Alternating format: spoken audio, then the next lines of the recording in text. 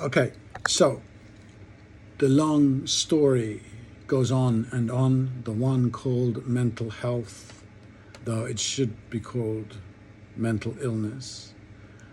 LBC James O'Brien, I think it's London broadcast, James O'Brien is dealing with some of it on the radio today and phone calls. It's very moving. In England anyway, it seems the core system is breaking down. This is England, not Botswana. People are harming others and or themselves in larger numbers than before. Parentheses, how would we know? The diagnoses are so new. I did wonder yesterday how I might be diagnosed today, being from another era. In America, it will be as bad, maybe more hid in addictions. There is, I think, some madness happening in Palestine. Some. I have a contention that these cultures, since these cultures, wealthy, advanced, and full of self-regard, are being plagued by these forces, perhaps they might second-guess their vaunted culture, their civilization, their systems. But they don't. It may be, and I have long thought this, that people, quite healthy people, can suffer some immensities because they don't measure up.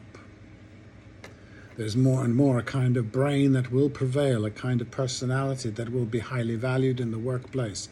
Say an obedient one on the one hand and an authoritarian one on the other. I saw a thing with a woman the other day. She runs a school somewhere, England, I think. She runs a school, yeah. And she said that the school is a microcosm of the society. And I thought, yeah, you really better think about that. You being the principal of this school. As a wise man said, the education system does a double job. It trains the bosses and the bossed to their appropriate skill sets. It does that very skillfully. I'd suggest the healthy people are in between the bossed and the bosses. A bit of both, or a lot of both, which will generate discussion, the root of participation, and dare I say, even democracy. Trust me, our culture is undemocratic from its roots, whatever our institutions may claim. And I mean democratic in a psychological sense, that all voices need hearing and thereby validating as well. I also wonder if it might help to accept our own mental frailties more, to celebrate them a bit.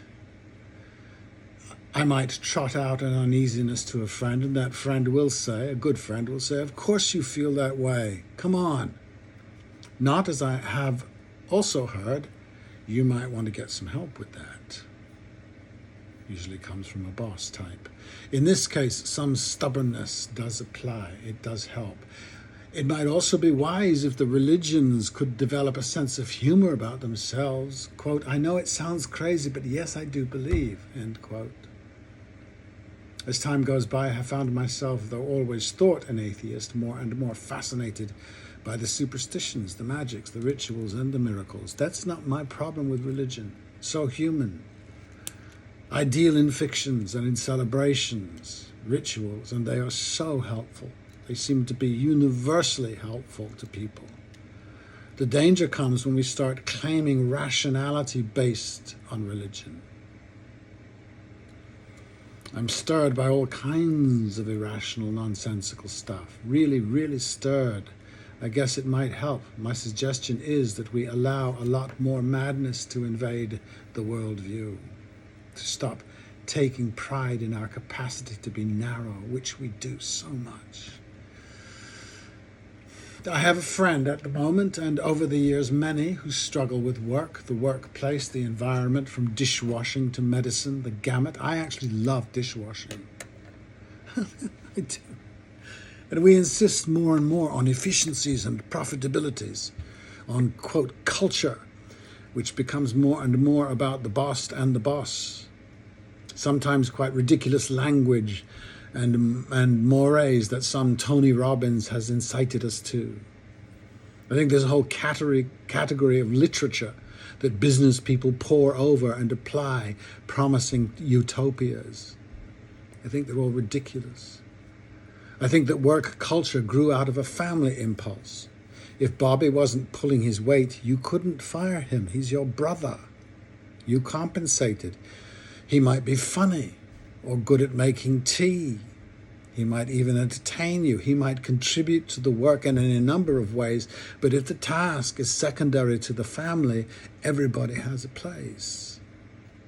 We don't have this culture, I dare to say, anymore, because efficiency and profitability were hard to generate before machinery. We all had an enforced laziness. Rural life in winter was not the same as in summer. Read Thomas Hardy. We could say that the point of a car factory is to build cars and to provide work for a group of people. Provide a living. That's the point of the car. The point of any endeavor, from building a barn to making a piece of theater, could and should be, at least in part, to create community. Why? Because it does us good. It is good for us. Mentally healthy. I can't help but see that our obsessions with status and hierarchy that have gotten worse during my 45 years of work will alienate all types of people. If we worry about AI, we say we do, we should be aware we have been idealizing it for at least 100 years.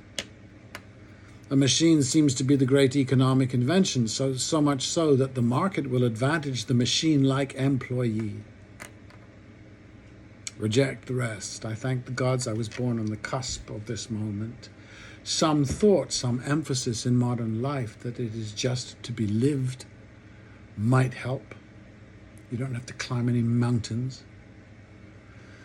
Perhaps the notion that education is not about filling an empty bucket with the best stuff, but about opening Pandora's box and allowing the various genii, to manifest themselves as a way of seeing other people. I can recommend this perspective, not as we have been indoctrinated to take their measure, to objectify and categorize, to manipulate to advantage, all which travels with fear, but to enjoy them. I'd much rather work with a fun colleague than an efficient one. Yeah, I'm that type. I'm not sure who proposed the theory that we are what we do. We are our habits, I know, is Aristotle, but if we are introduced as early as possible to a life which will accept more than judge, will test for fun more than efficiency, will provide for all of us unconditionally and encourage some excess and some noise, we might drive fewer people into isolations that make them crazy. If our good books insist there is the one way, lots of us will fail. They all seem to begin from a failed place, an original sin. It takes all sorts, but the mental health consequence of this take is obvious.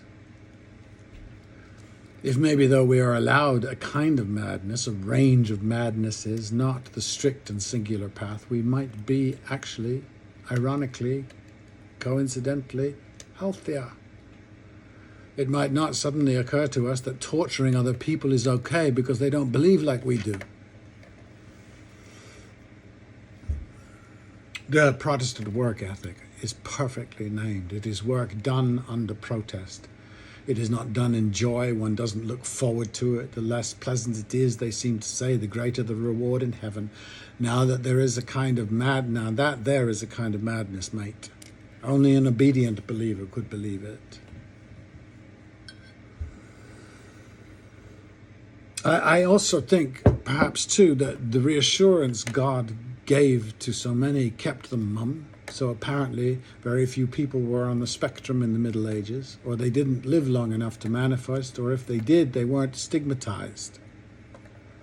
Some cultures even thought them holy. Holy fools, imagine that. I have had affiliation with companies, 20-odd employees, affluent all medicated on antidepressants, all of them. This is my thesis. The implicit and never-ending propaganda that we are some revelation in human progress, we here in the West, is by the most obvious measure false. That is okay. It might drive you mad to confess it, but it is okay. Not because of the awful suffering, though you might want to own that, but because by this insistence, by buying into it, there is no possibility of treating it. The evidence of this inability is just a flood. We're a civilization of addicts, popping pills to make life bearable.